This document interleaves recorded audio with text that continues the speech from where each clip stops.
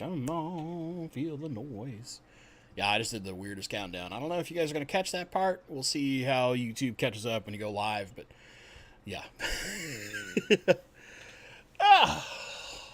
All right, so we got some stuff to cover today.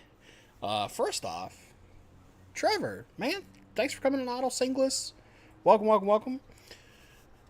Nice to. I haven't even started talking to you became a member. Hopefully you don't regret it by the end of the stream. Okay, so we'll give a few minutes for folks to get in here before we hit the topic. We're already seen some opinions right away, which is probably good. Good to see Mr. Singh back moderating the chat, keeping this bad boy under control. Let's see what's new. Oh man, so if I'm a little extra loopy tonight, just a heads up, I did not sleep very well. Part of the reason why is our good friend Papa Limo, this little adorable nugget right here. This little adorable nugget got into something he was not supposed to, that we the members of the household thought was thrown away. It apparently didn't get all the way in the trash, and ate something that made him not feel so good for a little while. So my lady did not sleep last night at all. She stayed up all night to make sure that he was okay, and we called our emergency vet that we like. We've used one. There's one I don't like very well because they're like constantly have a ridiculous wait. And then there's one that we went to who inevitably they have an emergency services, but they're also the one that did the surgery on our girl Lulu. And we called them, we got some advice, and was just like, hey, here's what's going on. He was lethargic. He was kind of walking a little wiggly. Was just not doing very good, right? And they were like, okay, yeah, don't give him food. Just don't give him too much water at one time. It might cause him to throw up. You might see this, you might see that. And then they're like, if you see A, B, and C, that's when you want to bring him in. It's like, okay. Thankfully, never had that problem. He was super responsive, a little delayed because he wasn't feeling good. Just kind of that, what? But doing okay. It was fabulous this morning. His usual bark at the world self. He got groomed today, so he had a little kind of like spa treatment, if you will. Just happened to line up, so he was quite perky when I got home. He was running all over the place and looking handsome. So good news there. But nonetheless, I didn't sleep all that much because I was up late worrying about my little boy. Hell, and I had to go to work. So yeah, good times. All right. Stephen P. So for reference, yes, not mine. I don't do any of that stuff. My members of my household use marijuana medically. We won't go into details beyond that, but have full medical paperwork, all that kind of stuff. Like I even have a card that I can pick up stuff for a member of my household. But yeah, got into some things he's not supposed to. And thankfully, it's not, he didn't have very much, very, very, very, very little. But even very little on a 26-pound dog means that they're going to be like the town drunk for several hours. So he had a rough day, wasn't feeling too good. He's doing good now. That's all that matters. All right. So, let's see. Oh, yeah, it's very legal in Washington. Also, I would, some people are going to have different opinions, but I would rather see somebody use marijuana as pain relief than opioids. So, your Oxycontins and all that kind of stuff. And keep in mind, my mom's a pharmacist, right? So my mom gives me great information. I have other members of my family that are in the medical profession. Gives me great information on this kind of stuff. And my personal opinion, rather have people smoking the reefer, if you will, but, using some of the more medicinal sides of marijuana, CBD, stuff like that, as opposed to Percocet, Oxycontin, all that kind of really scary, hyper addictive opioids. They're very, very scary medications. They can be in small doses very effective, yes, but just there's a lot of risk. And yeah, they do bother with cards in Washington. There's a lot of, if you do need it medically, there's a lot of benefits to being a medical patient in Washington. And there's different stuff that you can get at very select places that is way better than your recreational use stuff. So, good times. What's some other things coming up? Let's talk about a couple of things. This topic I think is going to be spicy, so I really want chat to be here. Yeah, Fishtoberfest, October 10th. I'll be there. I think I'm going down Saturday night. So if there's some kind of hangout that happens, I'll be trying to hang out with some people. I know that my friend Alex from Secret History is going to be down there, and I believe Jason from Redfish Bluefish will already be there. Dan from Dan's Fish should be there at that point. I don't know. I'm just hoping to hang out with some fish nerds. I might bring some rare crypts and stuff I might just give them away. I haven't really decided. Who knows? Maybe I'll use it to get gas money, even though I don't use gas, right? But yeah, so Fishtoberfest. Then October 2nd, the co-op has their little meetup at the co-op. I'll be at that too. So if you're local, if you're either in the Portland area or the Seattle area, you want to come hang out, talk some fish. 2 opportunities where I'm definitely going to be there and be nerding it out. Yeah, I might actually just like give away some rare crypts. I haven't decided what I'm doing with them. I'm sure like the smart person will be like, you should sell those things, but no, Natural Aquariums. I have not bought a table to Fishtoberfest. I was offered by multiple people to just have space on their table for free. So there's that, but I want those vendors and people to use their table appropriately, and I appreciate the offer, and part of me just wants to be like, if you're there, I might just give you something cool, because that's how I roll. I'm a crazy person. I don't, I do well enough. I don't care that much about like having it. When I'm doing my fun stuff, like I just accept that I'm spending that money and I don't need to recoup it, if that makes sense. It's my fun money. Anywho, let's get to topic. Aquascaping. Does it help or hurt the hobby?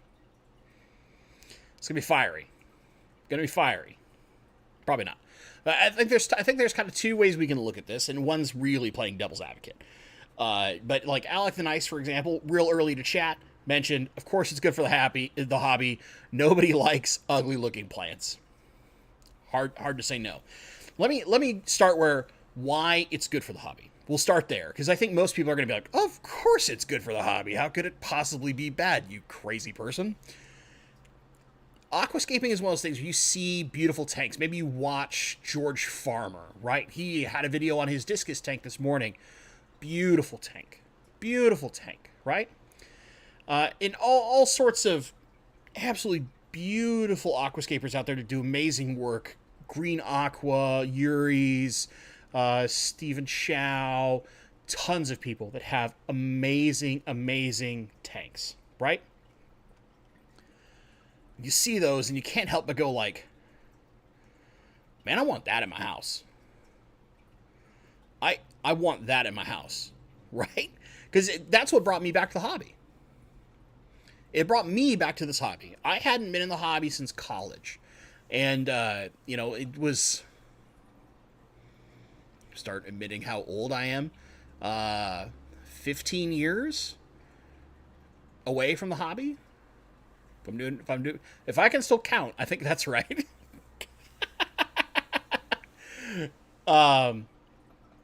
So, my story's been said a few times, but I'll break it down real fast. Like I saw the video continuity from the Green Machine, and I saw this beautiful planted tank, and I saw schooling fish, and it instantly sparked memories in my head of, I loved fish as a child, and I wanted a fish tank again, but I never had live plants as a child. The most we'd ever had was like a banana plant, and it never lasted long because we had like giant plecos and all this dumb stuff that would just eat it in our tanks, right? But I saw this and I was like, man, I want to try that. I want to try having plants and making this more natural ecosystem in my home. I miss having fish, but that looks incredible. I want that. I think a lot of people are like that, right? it gets a lot of people to want to try plants in some way, shape, or form, or make something more natural instead of like the SpongeBob pineapple hut or the broken pirate ship or the plastic plants. It makes us go like, I want to get some nice rock or some wood. I want to get some plants. I want to make this big, living, beautiful piece of nature in my home and enjoy nature. Now, on top of that, you get people who are incentivized to not only enjoy nature, but learn more about nature, right? In order to keep plants well, we have to learn how to keep plants. And in order to keep plants and fish in balance, we have to learn about those things as well. And eventually it kind of forces us to learn that plants help fish. For the most part, there are some occasions where you could create a tank where the plants and the fish aren't going to be happy in together, right? Maybe you're like, I want German blue rams. That's going to be a very warm tank. And you're like, I like these plants. And those plants don't want to go that hot. Could cause a bad experience. Might be the start for the opposite side, right? But in general,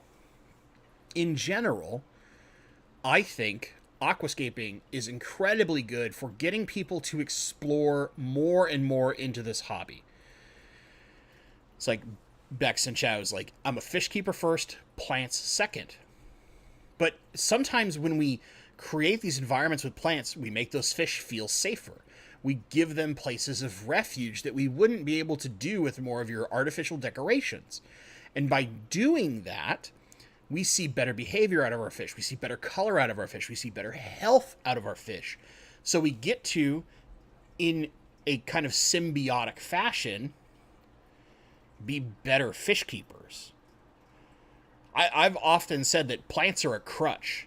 Plants allow you to do things you probably shouldn't necessarily do because they act as such a large additional biological filtration capacity in our aquariums. So like you have a really good, dense, lush planted tank, you can probably overstock that tank. You might not want to, maybe you shouldn't do it, but you probably could, right? There's things like this that you can start doing that plants allow you to break the rules. Not really, but you know what I'm saying, right? We can bend and change and alter the old-timey fashion of like 1 inch per gallon. You're gonna tell me that my 40-gallon breeder that is loaded to the gills with plants can only have 40 inches of small fish? Bruh. Right? It's one of those things like, I can do more than that, sir. I can do more than that. But I have to maintain it. I have to keep up with my water changes. I have to do all these things. And that furthers our overall knowledge as hobbyists. In this case, aquascaping is very good. Now, for some of us, we're not very good at that artistic side of aquascaping. We just like the plants. And it's aquascaping that got us hooked on plants, right? We see those beautiful, incredible pieces of art. Every time I go back and I watch certain videos that got me into this hobby, often. At least once every few months. And even if I just listen to them in the background while I'm at work, it reminds me of what gripped me. And even though what I initially thought I was going to do when I came back to the hobby has completely changed, right? Because I thought I was going to do nothing but schooling small fish, and then I found rainbow fish, and game over, right? But those things gripped me, and I like to remind myself often why. Because every time I do, I appreciate the little things just that bit more. Aquascaping can be incredible for this hobby. Now let's go with the converse side. This might take me longer, because I'm going to take you down some crazy train roads, right? Aquascaping can be very bad for the hobby. Yeah, I said it. Ready? You ready? let's say we get that same person, me. I see this beautiful aquascape tank. I buy my first fish tank in a long time. I'm going to do plants. I actually have a picture. I want to show you guys. I don't know if I've ever shown this. I've been saving it for my presentation, but I kind of want to show you guys this because my first tank, when I came back to the hobby, I took a picture of it and everything failed. Everything. I lost every single plant. Everything went wrong. The thing is, not a lot of people have the tenacity to keep coming back from that kind of stuff. This is the first plant setup I did in my Flex. So you can see some Alternum Therarenekii in the background. And you can see I tried to carpet Monte Carlo. And I had this rock formation, and there's some moss that came in a little bit after this. And there's also some other stems I tried in the back, some Ludwigia. Everything died. Because I didn't have the knowledge I have today. And really what it was is none of these plants were converted. They were trying to convert, and I didn't know what I needed to do to successfully convert them. Now, a less tenacious person than me, because I'm a pit bull of a human being. I don't give up. Give up is not in my blood. Might have taken that and been like, man, how do I couldn't get anything to survive. Maybe I can't do this. I saw this beautiful planted tank, but I can't. They tell me this is easy if I put the plants in and I give it the fertilizer and I give it light. And I killed everything and I got algae all over the place. What? Okay, I'll try again. So I bought more plants. And I killed those two. I tried Starguy and Repens in the front. I tried some a different moss because I thought maybe I got the wrong moss. I tried Java moss. I had Christmas moss at first. I tried some different plants. Just killed all of them. And so I thought to myself, I was like, do I have to have CO2? Do I need this expensive CO2 unit to do it? And that's because I'm tenacious. Do you think most people coming into the hobby are going to try that twice, watch all their plants die, and sit there and keep persisting? And so there's some interesting comments in chat. Don't worry, we're playing devil's advocate here, right? And what I'm trying to say is, you get hooked on it, but if you instead of like, here's how you do this beautiful aquascape, if it was the first videos we watched, here's how to keep aquarium plants.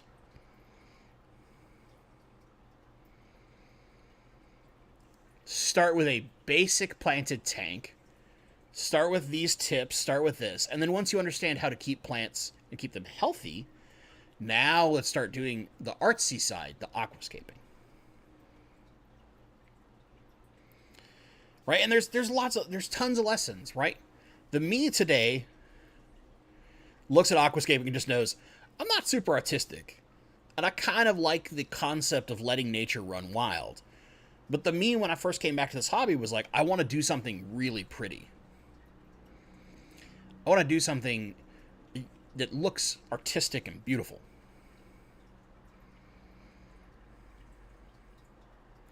And I failed miserably. I failed miserably, man. So I wonder if people were not as persistent as I am, would keep trying to dive in to learn why they screwed up. Or would they just give up, and then you've got somebody who never tries plants again. They just go, man, I can't do this. I'll just go back to my pirate ship and whatever and give up on this plant thing. Now, There's a great comment here from Max. That's not aquascaping. That's mindset. Aquascaping isn't to blame. That's like failing at basketball. We have to kind of go down a long line of crazy, right? Just what I'm saying is aquascaping is something that hooks a lot of people, gets people into things they might not have been because they see something in this beautiful fashion. I love aquascapers. People who have that talent, I love appreciating their work because I'm not very good at it. I'm trying. I got a few tanks that I'm going to do in the future that will try to aquascape and make something a little more pretty. But if we see those beautiful tanks as new hobbyists and we fail, especially if we've invested a lot of money on plants, are we going to try again, or are we just going to go, man, I'm never trying this stuff again? They make it out like it's easy, but nothing, right? Now the other side of this, when we see these beautiful aquascape tanks, we might not be as transparent. Now, some places are better than others. Green Aqua is pretty good about this. They talk about this all the time, but we might not be as transparent about the amount of maintenance required to get a tank prim and proper and always looking incredible, right?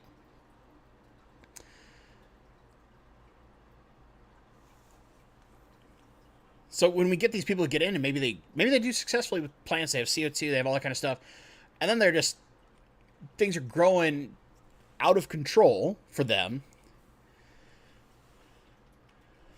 and they're sitting there going, man, I don't want to keep up with this thing. I don't know that I can keep up with all this maintenance. It sucks. It's way more work than I thought it was going to be. I just wanted a pretty fish tank. Right? So, from a perspective, people who see that aquascaping, those aquascaped beautiful tanks, and not get that part of the thing that tells you, hey man, if you want to keep this thing looking really amazing all the time, it is going to take a lot more maintenance. Don't try to do this on 5 tanks, try to do this on 1. You're going to need to have a pretty robust fertilizer regime. You're going to need to do these things. Sometimes the full details of what's required to keep those tanks beautiful. Because maybe what happens is you set up that tank, you get it going, and you get that plant density, and then all of a sudden you start having lots of nutrition problems because you're feeding the same amount. You don't know, like, my density's really gone up. I need to increase my fertilizer to keep everything healthy, right? We're just looking for this beautiful piece of art, and maybe we're missing some of the things that are in there. And maybe you've got somebody who's naturally quite talented, but they see these problems and they go, I'm losing hundreds of dollars of plants, or I'm losing this, or it starts growing and I'm doing fine, and then all of a sudden it just falls flat on its face.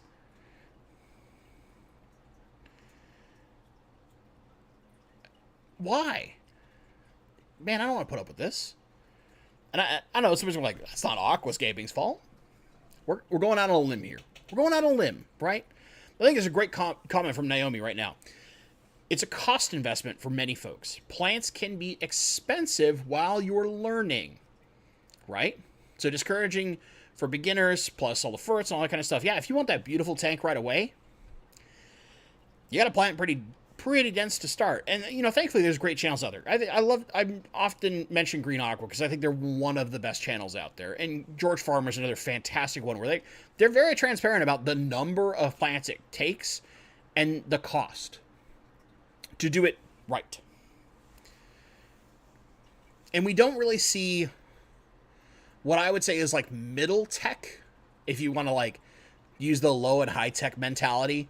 You don't see like middle tech push that much, which is to say reasonable light, low CO2, and more beginner-friendly plants, but using CO2 to make the color a little bit better and the growth a little more lush.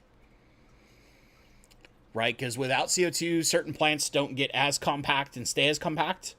But with even the tiniest amount of CO2, they stay more compact, they get more dense, all those kind of things, right? These are little things you learn over time, but we might not be super obvious about them up front. And by we, I mean like the people who are showing these things off to us through mediums like YouTube and Instagram and all that kind of stuff. So that's my devil's advocate argument. Advocating for the opposite.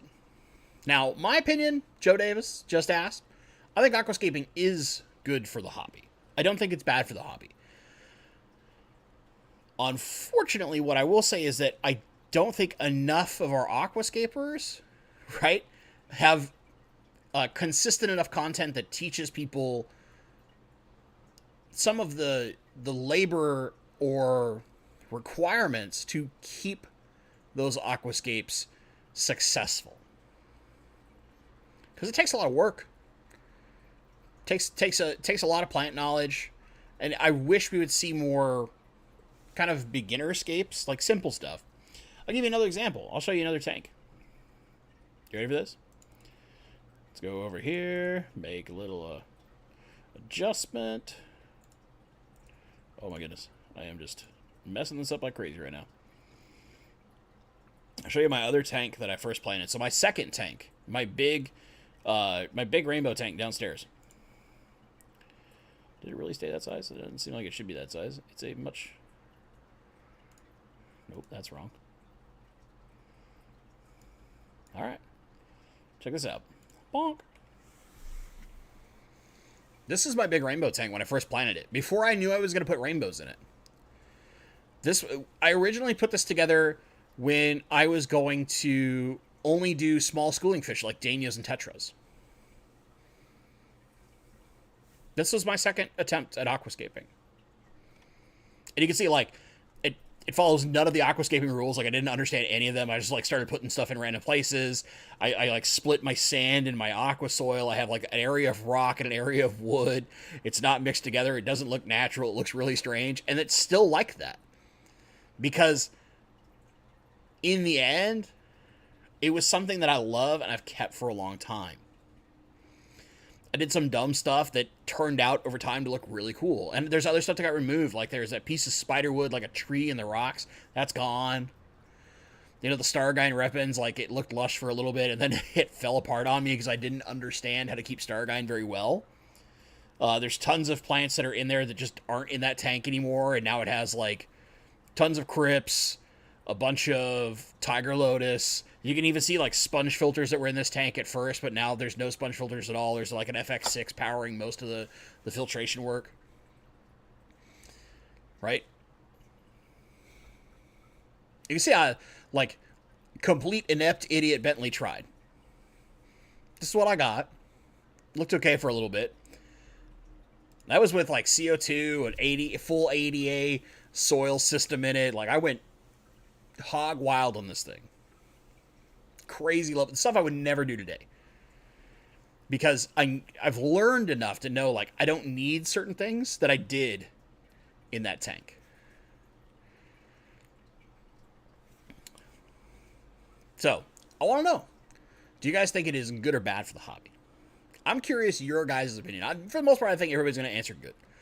I don't know if there's anybody who's going to answer bad, but maybe someone will. Maybe somebody's feeling contradictory, wants to be that heel, right? The villain in chat. But yeah, I'm very curious your guys' opinion. So, with that being said, that's my piece on aquascaping. Overall, I think it's good, but I think it's important to play devil's advocate a little bit and think about some of those things, because how many people do we lose in the hobby because they see something amazing, they try it, they fail, maybe they're not educated enough, something like that, and they don't come back to it. Maybe they still keep fish, but they don't come back to plants. So, we'll get into questions and answers. You can have it about aquascaping or about plants. It can be about anything. Pretty open forum at this point. At Bentley Pasco, as Mr. Singh has been putting in chat, makes it a lot easier for me to see your questions.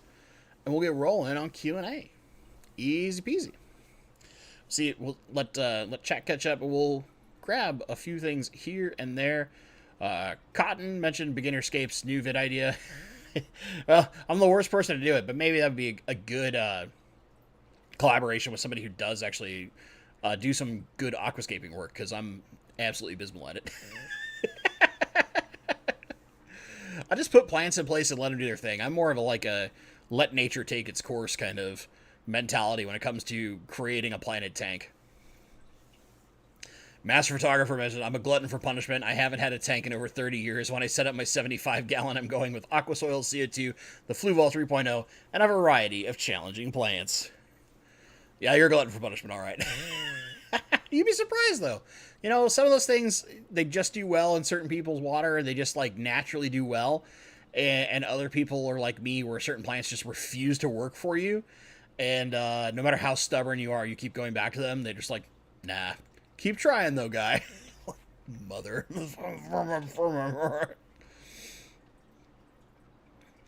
Richard McCarthy. Somehow there is dwarf baby tears living outside my bedroom window.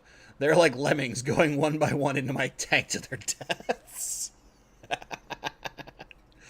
Well, part of the reason why they do well in atmosphere is because they get so much atmospheric CO2. You know, the biggest problem with dwarf baby tears in an aquarium is they're typically not getting enough light, because they really are light hogs. And then also they really, really, really do best with a good amount of CO2.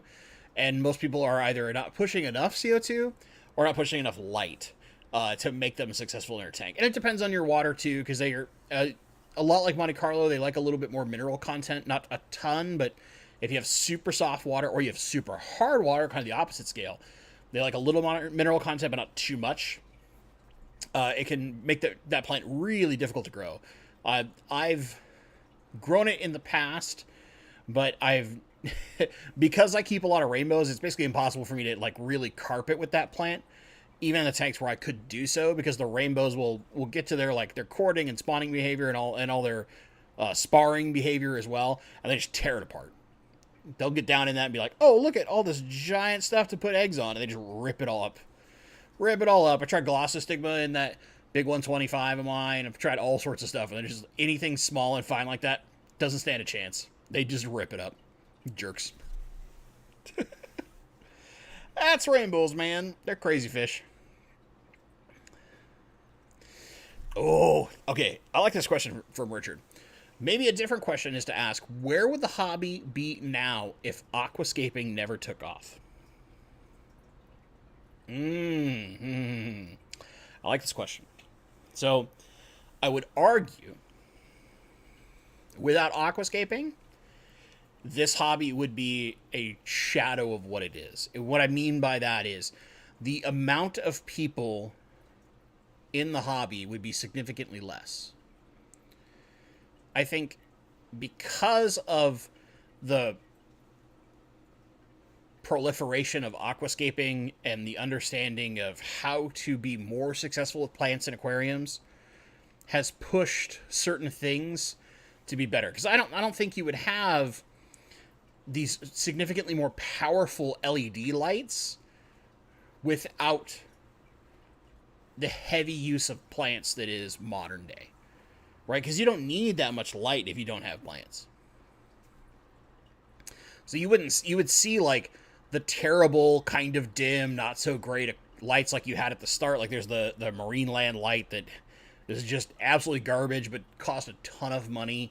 Your nice lights would be something like a Beamswork, as far as the amount of power they put out. You wouldn't see things like the Chihiros and the ADA. You wouldn't see ADA at all, right? Takeshi Amano was close to quitting trying to keep plants at one point in his hobby until he basically learned about people using carbonated water to add to their tanks to make their plants do better. And he realized the only difference is adding the CO2 in a gaseous form. And then he started doing injected CO2 in tanks. And all of a sudden, he's able to push that and push the boundary of what he could do previously. And the nature style of aquarium came to be. And because of Amano, you have people like George Farmer. You have people like Yuri's. You have Green Aqua. Without a mono, you don't have those things. You just have old school, like, yeah, I keep cichlids, so I got a bunch of rocks that have minerals to it, or like, yeah, I got my broken pirate ship, or I got this fake log in my tank. You're going to be keeping like real wood and rock and all this natural material. We wouldn't be trying to create nature, we would just be keeping fish. My opinion. Can't prove it, right? Can't rewrite time. That's not how life works. Otherwise, a lot more people would be filthy rich, right? I would go back and I'd buy this stock, or whatever it may be, or some nonsensical thing like that. It can't rewrite time. You can only keep pushing forward. All right. Hopefully, by that little rollback, if you will, we've got some questions to answer. Let's see here. Stephen P. is starting this thing off. Oh, no, wait. I missed a couple. We'll get back to you, Stephen. Don't worry. Paul Soltero said, thanks for the Aquasky series. I'm using it with a Stingray 2 on my 120 planted discus tank. Plants are doing really well. No CO2, easy green, 2 to 3 times a week. And when I remember, for tabs. Nice. Gary Duncan, what is your thoughts on Apana geetons? Generically speaking, so they're a bulb plant. They tend to prefer longer photo period as opposed to more intense light. So you want light for a longer period of time with less power as opposed to more power for a short period of time. They can be extremely robust. They can also take over like a massive part of your tank because they do get very big.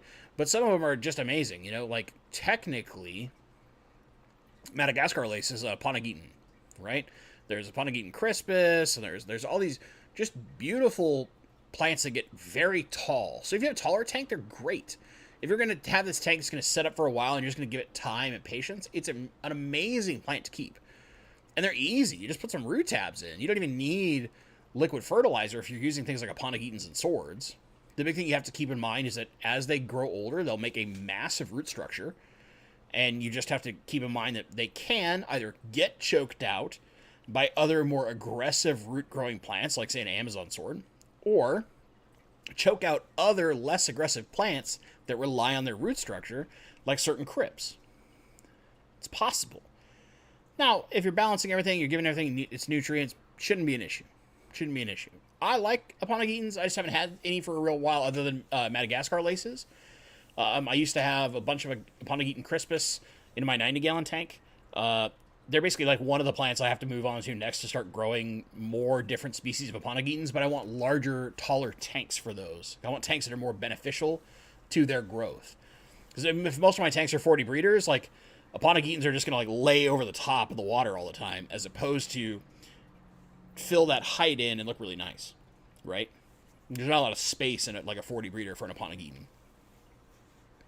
Joe Davis, when will you be joining George Farmer for a video? That's up to George. So he had some stuff come up a while back, and it was basically like, hey man, I need to reschedule. I said, cool. You just let me know when we're getting into a window that's good for you. And I reach out to him every once in a while. I just kind of ping him, just like, hey, how you doing? I'm actually due to like reach out to him probably another week or so. I need to get into parts of October because the first part of October is super busy for me. Just between speaking at my club, Fishtoberfest, and a couple of other things surrounding my work or personal life. But yeah, probably mid-October, I'll probably start reaching out to him again to see if we can do something. Maybe, November or December, something like that. I really want to do it. We talked for a bit about just wanting to have an open conversation.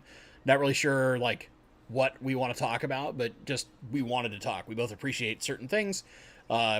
He's a super cool dude. I like George a lot. I want to meet the man in person and be able to just like sit down, talk with him for a bit, whether it's a cup of tea, bite to eat, whatever it may be, right? I like the guy a lot. So we'll see. It'll happen eventually. It's one of those things where like he's a super busy guy. I'm a super busy guy. It's just making stuff work.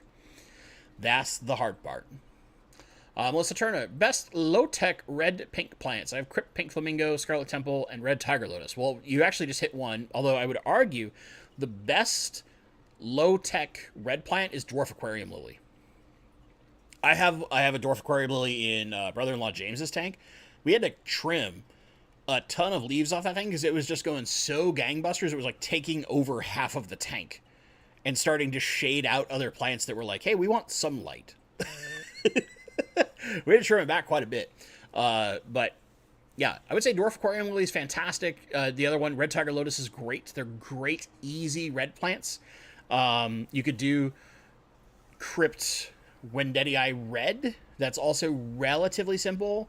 Or the bronze kind of has some brownish red tones to it. Pink flamingo can be really tough to get it happy. It typically requires CO2 and fairly powerful light as opposed to what we would think of as a like traditional low-tech setup. And the other one, I'd say Ludwigia repens. You're not going to have a lot of red throughout the whole leaf, but you'll have a nice red undertone on the underside of the leaf. And the top stays green without CO2. With CO2, you can get even more red in the upper part of the leaf, especially if you have stronger, like that medium to high light level. I would say medium light's actually going to be more beneficial if you're looking for a lot of the plants I've listed. They'll do fantastic under kind of a medium light. You don't need super powerful light. Like my red tiger lotuses all grew under just some cheapo Beamsworks. And, I would argue that it's at medium light in those things. James's tank just has that little clip-on JCMP light. We've even got it dialed down to only about half power, so it's really like medium to low light, depending on where you're at the tank, whether you're at the substrate level or toward the top.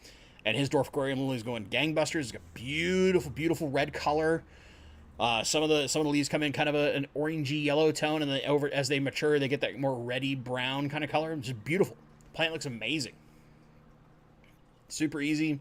It's carried all over the place. Co-op has them all the time because it's one of their most popular plants. Those are my opinions. That's what I think about off the top of my head. There's tons of red plants you can get into. It's just a matter of like what maintenance level and leaf texture you're into, right? If you like something big and bold, nymphaeas, right? You can't miss them. You can kind of train them to grow to certain heights if you just take your time and trim them regularly. And they're really easy to color in. If you want something like more low to the ground, you can do things like your Alternanthera reinekii, aka Scarlet Temple, or the mini version. But to get that nice red color that you see in like your aquascape tanks, right, going back to our main subject, you really need CO2 and fairly powerful light. But you will get that nice like pinky colors on the underneath of the leaves, and then kind of a yellowish green tone on top without CO2 and just some reasonable light. All right, Stephen P., we're back to you, buddy. I definitely think there needs to be more education about those fancy aquascapes that not everyone realizes get torn down after they get the photo video contest. Yeah, that's the other thing. A lot of those tanks are super short-lived. They're not many. The demands of those highly, highly, highly articulate aquascapes, they live for like 3 months. Some people keep them longer. They'll keep them 6 to 9 months to get them in like perfect shape for a contest, but a lot of people that do those like crazy aquascape things, they only keep them for a little bit and they tear them down and do something different. They tear it down and do something different. Not often do you get an aquascape that survives for 2, 3, 4 years. Now you get less intricate aquascapes that are designed to be a showpiece in someone's home for a long period of time. But the amount of maintenance required is still higher than just like, this generic tank behind me full of crypts, right? You could have a pretty planted tank without it being an aquascape. You can do it without the hardscape and all that, and you can lessen or minimize your maintenance by your plant selection. But to get that really beautiful, kind of artistically inspired nature look, takes a lot of work. But it can be very rewarding. For some people, that maintenance is their zen time, right? It's just like, I'm just playing with my plants, doing my thing, relaxing, I'm listening to some music, or whatever it may be. Like, when I was doing lots and lots of plants, I was doing plants for profit, my maintenance time was my relax time.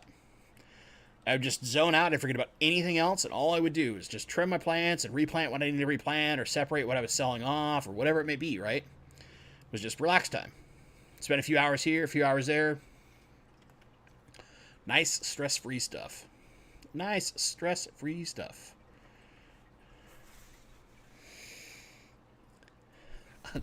Listen, this is a great comment. Other member of Team Bentley, I feel like more people than I realized are way more impulsive when starting something like plants in tanks, rather than finding people and reading until their eyes burn and attempting beginner stuff. Yeah. So a lot of it's like, I see that, I want that, I'm going to go buy it, and it's going to work. Why didn't it work? Because you don't necessarily know it. Like, I was that person. I was impulsive as all get out. The only thing I didn't do, I will say this, when I first built this tank and I was trying to like make it look pretty, I waited a long time to put fish in it. And I still lost some of my fish because I'm like the worst with cardinal tetras. They just don't like me. Cardinal tetras hate me.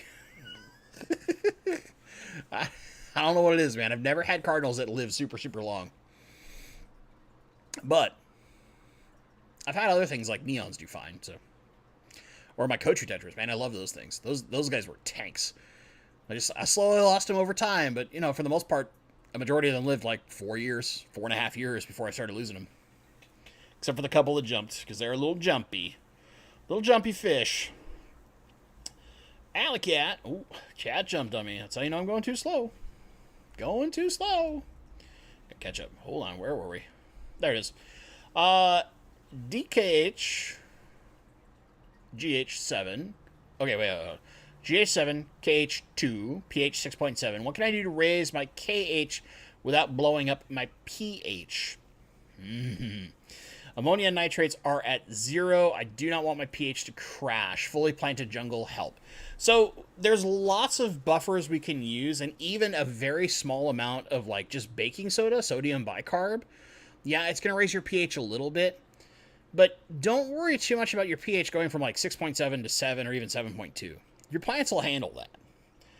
It's making sure that you have enough KH to stabilize your pH that matters. Now at KH2, as long as you're doing regular water changes, like 50% weekly, and it stays at KH2, it should stay stable. However, we ideally want to get to like KH4. KH4, and that's roughly somewhere between 80 and 100 parts per million of carbonate hardness, is what stabilizes pH most effectively. And anything over that, of course, yeah, you're going to hold your pH very, very well. But that's where you can still keep your water relatively soft, but stable. A majority of your, like, big, I'd use RO water and remineralize it, XYZ, they are shooting for GH and KH4 because it's still soft, quite soft in the grand scheme of things, and most plants are very, very successful in that. But it is the right level to keep all of your parameters very stable and to keep a relatively neutral pH. So even though your GH is like high, even though it's not really high, GH7 is not that high. Just a little bit to raise that KH up just a touch. Yeah, your GH might go up just a little bit depending on what you add, and your pH will go up a little bit. Don't worry about it. As long as you're not going to like 8 pH, your plants are going to be fine. And more importantly, you'll stabilize your pH, and that'll keep everything way happier long term. A little bit of sodium bicarb can go a long way. But there's lots of other options to do that too. You can get like your alkalinity buffers if you want to go a more pure chemical product. There's other additives like remineralizers and stuff that you can just get a KH plus that will help you and are simple, easy, minimal work, long-term success. I hope that helps. Hope. But yeah, GH. So like KH2 is about what my water is out of the tap, and it kind of holds and kind of doesn't. If I water change regularly and I'm not buffering in some way, shape, or form, it's fine. But if I don't water change regularly and I don't buffer, it will crash. It will crash 100%. So just keep that in mind. Medcow. I love how some African cichlid keepers have the best aquascaping lights, but no plates. Maybe they really want to grow algae. A lot of them Tanganyika cichlids love their algae. It's just a free food source, I don't know. People are willing to buy in on equipment. Let them buy in on it, right? If that's what they want, that's what they want. It's like I always go with that adage: if it ain't broke, don't fix it. But some people Some people go a little crazy at times. Like, I'm going to get Kessel lighting on my all-rock African cichlid tank. It's like, you don't really need Kessel. I hope you're turning it down a little bit so it's not just a complete algae farm.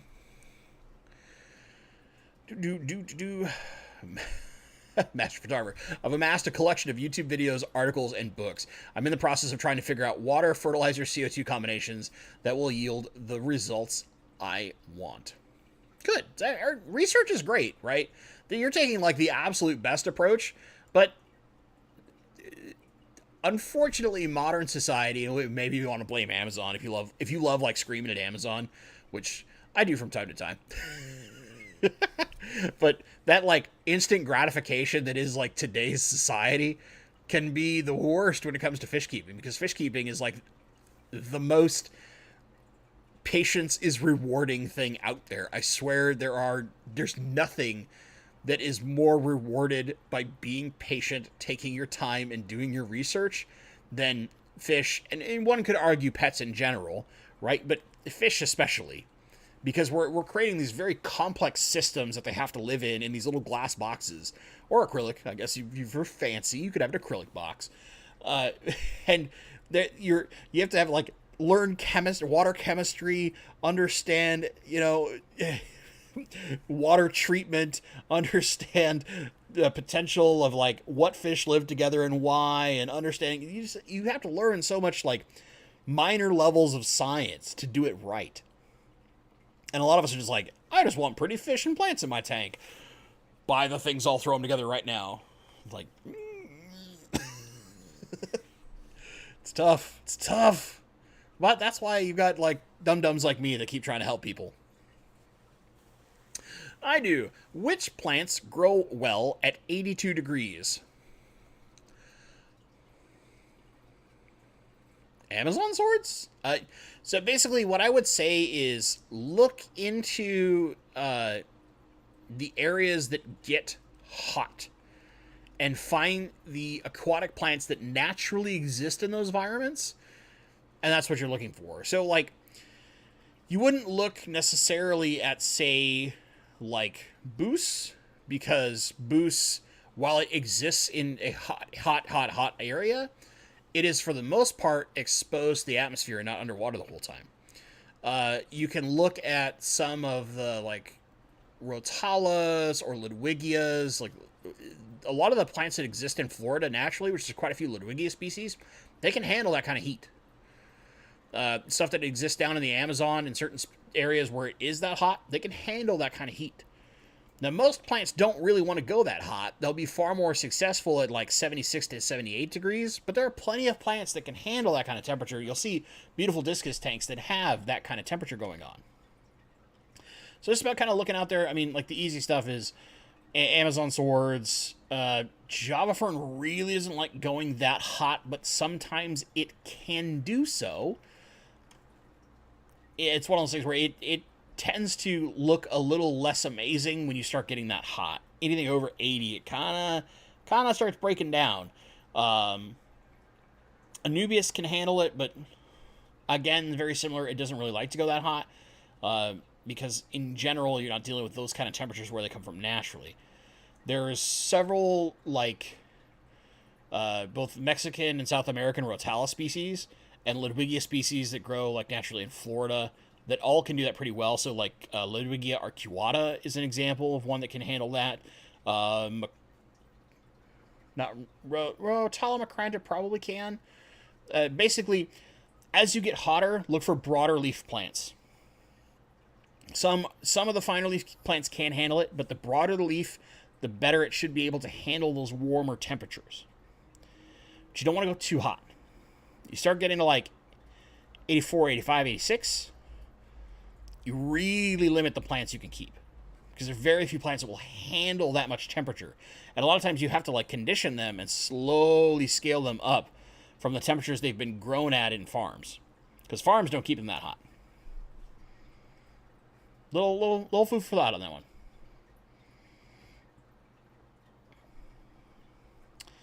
Lady Diane, I like this comment a lot, so I'm just going to call it out. Truly, that is the key. Maintenance is such a balance that isn't preached to a new aquarist and scaper.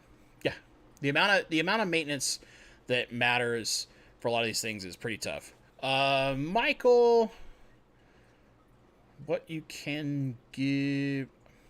I hope you repost whatever you're try. I'll look a little bit just to see if you had it previous, but you clearly have a question. Just re-ask it so that I can see it and answer for you. Okay. So I got part of a sentence and accidentally hit enter or something. Joe Davis, how would you scape an 8-foot, 180-gallon tank? You've got that for $100. What a steal. So I would, in general, if I were trying to scape something that, because of its size, I go low maintenance. So I would use a lot of Java fern on wood or rock. I would look at some species of Anubias. I would keep my light low. I would look at crypts. And if I wanted something kind of big and splashy, I would look at something like your red tiger lotus or some swords. You can get the big swords to take up a lot of space. A Madagascar lace is something that can be really awesome. That can just, as it grows in and gets big, they look incredible. They look incredible. And you basically don't have to maintain them. They kind of do their own thing. But I would be looking at low maintenance plants. Like I would not be looking at stems. Because you're trimming all the time and all this kind of stuff. It's such a pain in a big tank like that. Unless that's the only tank you have, which when it's my latest $100 find, Joe, I know you don't have just that one tank, right? Try to make it easy on yourself. That way you don't get tired of it and then it goes into kind of disrepair because you don't have the time, or maybe it's just like, man, I don't know that I want to put that much time into all this work to keep this thing looking immaculate. I'm just going to let it kind of look okay, right? If you ease up the maintenance and the growth rate of some of those plants, get those more lazy friendly, I would argue, plants, then it just looks good all the time. Don't have to work that hard. That'd be what I would do. Also, a lot of that is probably because I'm like, I don't want to maintain that tank too much. Ooh, Mr. Singh dropping some knowledge. If you want a small Aponigeton, try Aponigeton robinsoni. Stays small, shoots up leaves to the surface of the water, sometimes available online. I might try that. That sounds good. I don't know that I've ever seen that plant in person. I've seen a picture of it in the past, but I don't know if I've ever seen it in person. Oh, Zelf, I like this one. On the topic of nature aquascape, nature claimed ruined cityscape. Yes or no? I think that would be really cool.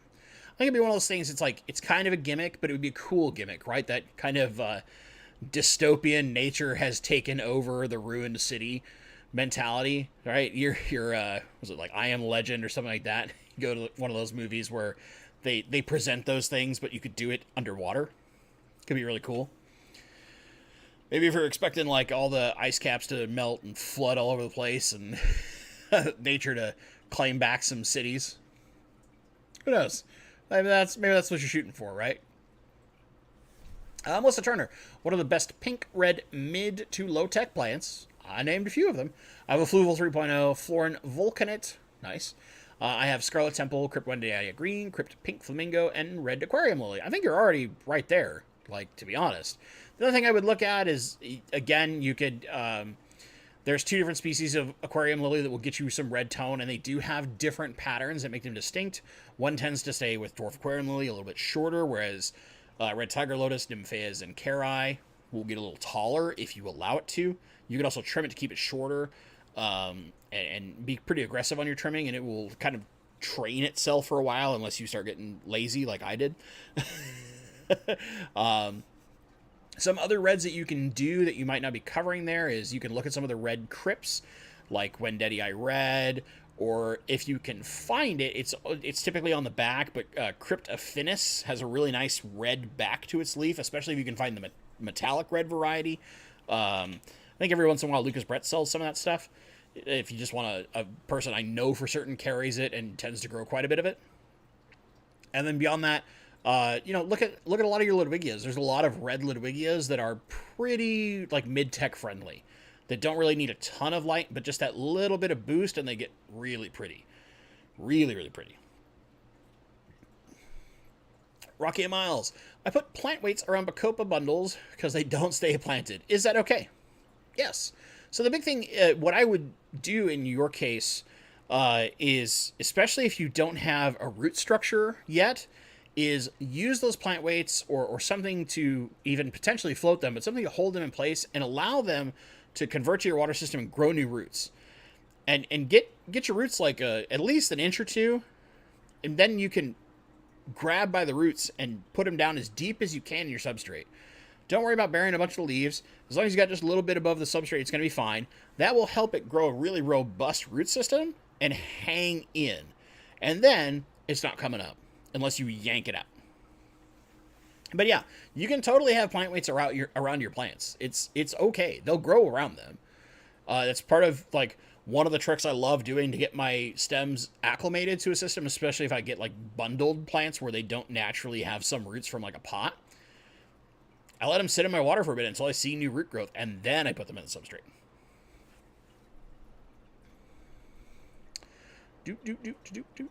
All right, Michael, there we go. What can you tell us about oh god, man. Now, see, I gotta look this up. Sometimes I get them sciencey words, and I don't know them all. I can't memorize everything. I know a lot, though.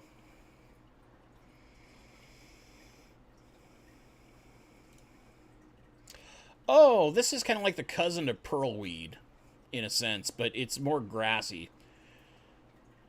Yeah. It kind of almost looks like a micro Persicaria. That's what I'm looking for. So, can it grow in gravel root tabs? So, a lot like pearlweed and stuff, it tends to have a finer root structure to start until you grow it fairly tall. A lot of times it's only available in tissue culture, and things that are grown in tissue culture are really hard to get them happy in gravel. It's possible, but it's tough.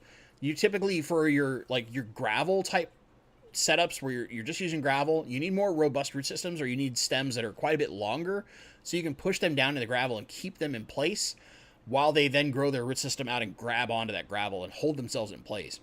The thing about like finer things like even sand, but your finer substrates and stuff, is that it can hold your plants in place a little bit better than more coarse gravels and your river rocks and stuff like that, right? And that's the other problem, is those plants just keep floating up and they don't stay in place long enough to establish a healthy root system. So even though we have those root tabs, we've got that nutrition that's perfect for that root system once it's there. If they can't establish that root system in the first place, it's a losing game. So, is it possible? I'm sure there's a way. Can I give you direct advice? No. Unfortunately, I cannot. But it's a cool plant, right? It's kind of like I would argue it's a little cooler looking pearlweed. Now that I have to look at a lot of plants to remember half of them, because there's so many. There are so many. But yeah, it's kind of a cousin of pearlweed, not quite as it's a little more like reedy in its appearance, where it doesn't have lots of little leaves. It has these kind of more spear-shaped leaves to it, and they're a little less frequent, a little more grass-like in its texture. It's a cool plant, though. Really cool plant. Might have to grow it, because I have not grown it yet for my hap. It's one of those things where now you've shown me new plants I gotta go grow. It's killing me. It make me spend money. Baron Tropicals, my buddy, this guy who like basically got me into doing YouTube unintentionally by doing contests where you had to reply with videos to enter. What a guy. Good to see you back, buddy. I think the hobby would be okay without aquascaping, just super slow as far as advancements go. I think it's a reasonable take. Like, I think the biggest thing would be, I don't know that you would have as many people or as robust a community like YouTube is without aquascaping, because I don't know that planted tanks would have as much appeal as they do now, because the technology has been pushed because of aquascaping, right? And the ease of success with plants is far higher because of those things. You got people learning more. Otherwise, it was like plants in like the 80s. You had to be super nerdy to be successful at plants. Doesn't mean there weren't. There were plenty of people doing planted tanks and making them nice. Just young Bentley was not one of those. All right.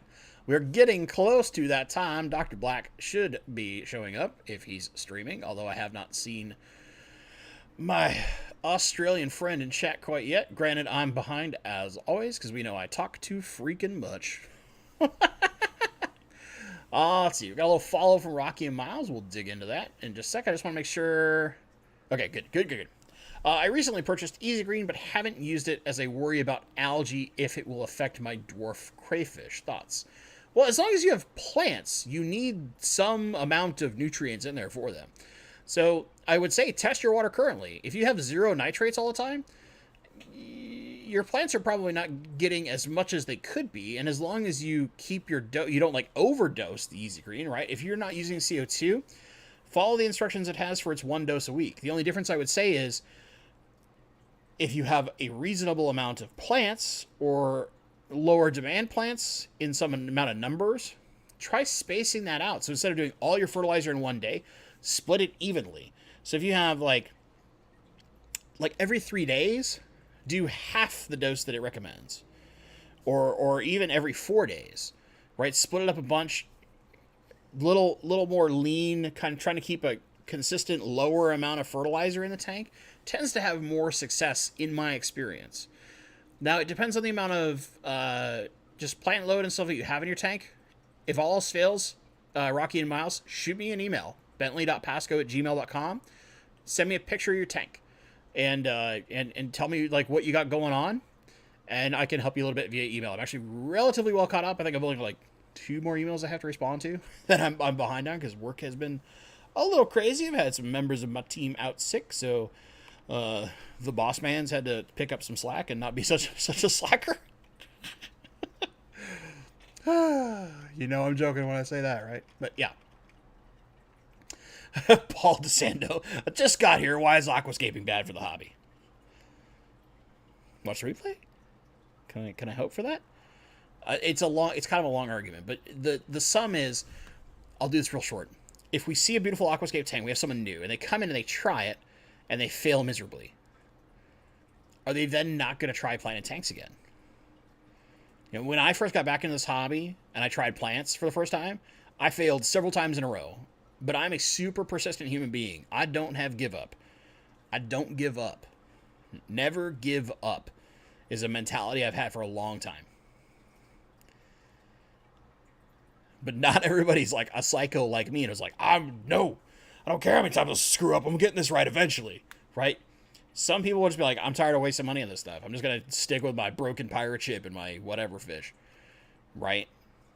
And that could hurt the hobby in the long run because you have less people who are adventuring into plants, learning about more, building those natural ecosystems, learning the science and some of the knowledge of nature behind it that allows us to bring a more full piece of an ecosystem into our homes. You know, learning those things, learning plants and fish at the same time, and learning all the things that come along that in the end have led to the art style of aquascaping by making art out of nature. The more people that do that, the better, right?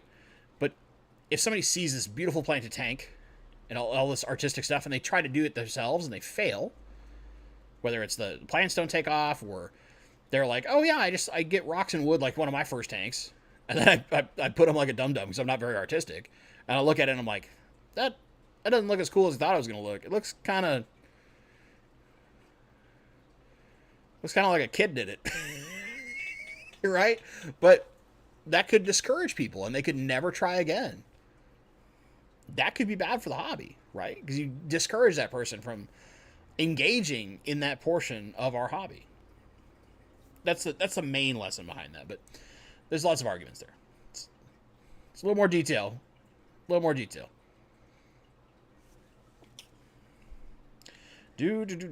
I want to get like last couple of questions. I haven't seen Dr. Black yet. Where is this guy? I'm gonna see if he's got a stream queued up. Maybe he just hasn't jumped into chat yet. I also can't type. Good to know. Good to know. He's got one set up. All right, here we go. So Dr. Black will be up next. He starts very, very soon. We'll be doing one more question, and then we'll be taking off. So After this, Dr. Black will be up. Go have a drink with my Australian friend, Fishaholic. If for some reason I did not get your question, feel free to shoot me an email. I'm relatively caught up. It's typically only taking me about 3 to 4 days to get back to people. Yeah. You going to the Portland the 10th? Yes, I am. I am not speaking. They originally wanted to ask me to speak, but they were too worried I'd be too busy and wouldn't be able to. So I'm not speaking. I'm just going to go hang out. I'm going to go hang out, talk to people, might give away some plants. I don't know. Haven't figured out what I'm doing and everything, but I'll be there. I will be there. I even checked in with the lady and made sure that she wouldn't like lose her mind if I left for a day. She's cool. Just joking. She doesn't, but it was more of a like, hey honey, just so you know, these things are all lining up. This week's going to be a little crazy. I'm doing a lot of fish stuff, but then we'll go back to normal where all the fish stuff's around the house and I'm here more. Which, you know, she appreciates that because I work a lot, so she doesn't get as much time with me. Alley Cat Bob Purcell wanting to know the hat. That is the Hillsboro Hops, Hillsboro, Oregon. That's like Intel's main base of operations. I just love, let me bring it in close. Whoop. I love the logo. Come on, replay. It's just like this big angry hop with a hat. I just think it's really cool. And I love the color combination that's here on this hat. The light and dark blue. Plus, I used to work for Intel. So it's kind of another thing there. There's one other hat that's for Oregon that I need to get soon. There's the Eugene Emeralds, which their mascot's a Sasquatch, a big green Sasquatch. Their icon is like a Sasquatch foot that is shaped like an E. It's just a kind of a cool hat. I got a couple new ones I got to get here soon. Now that I've took a break from my like hoarding of hats, I need to get some of the other ones that I'm interested in. But with that being said, different ways you can see me if you're in the Northwest, right? Fishtoberfest, hosted by the Greater Portland Aquarium Society. That is October 10th. October the 2nd, the Aquarium Co-op's got their own meet and greet thing that's happening at the co-op there. I'm just going to show up because it's in my neck of the woods. You know, it's like a 45-minute drive. I'm going to go hang out, maybe talk with Zenzo just because I don't get to see that guy very often, or Jimmy, something like that. Beyond that, I speak at my own aquarium society, the Greater Seattle Aquarium Society, and in that case, I'll be bringing the talk that I'm doing there will come live on the channel. It'll probably be like a week or two afterward. It depends. I got to get the footage, and I may or may not need to edit it, all that kind of stuff. So it'll be coming shortly after that, and then I'll be on a live stream with Big Tank Hank the Friday after Fishtoberfest, which is the 15th. Bunch of stuff coming up. Dr. Black's going live next. As always, guys, thank you so much for watching, joining in, chatting, and as always, stay awesome. Have a good night.